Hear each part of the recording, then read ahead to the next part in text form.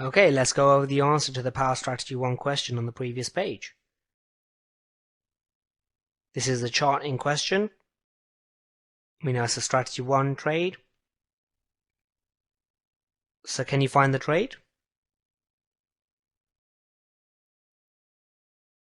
Here's the trade, the A, B, C, D. We've got a general trend up, so we want to be agreeing with that trend with the C to D leg. We're going to be trading the C to D leg, so we want the C to D leg to be up. Where are you going to be entering? Well, we want to enter at the 25% of the A to B leg from point C going up. So the 25% distance of A to B from point C, which is around about here. Now, again, we've adjusted the entry slightly so it's on the grid line so you can read the price for the currency unit question. What about the stop? Well, the stop will be going below point C. We've adjusted it slightly out so it can be on the grid line again for the currency unit question. What about the break even? Well, the break even is at a 1-to-1 risk reward. So we look at the distance between the entry and the stop. Now these are slightly adjusted to be on the grid lines, but when you're looking at your trades, you will be looking at the entry and the stop, the actual places of them. And you're going to be projecting that same amount of distance up in profit in order for you to be at a 1-to-1 risk reward. That place is here. And so the distance between the entry and the stop will be equal to the distance between the entry and the break-even price. And when price reaches the break-even price, you're moving your stop from the original place up to the entry price to be at break-even. So how many currency units will we trade here?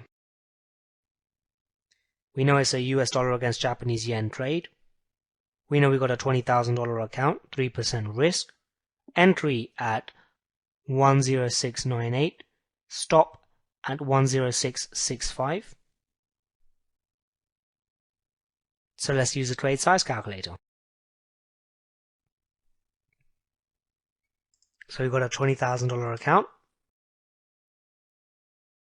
3% risk per trade, US dollar against Japanese yen currency. Entry is 106.98.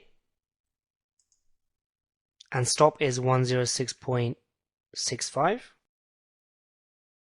When we click the calculate button, we get 194,509 currency units. So for this trade, the amount of currency units you would trade is 194,509.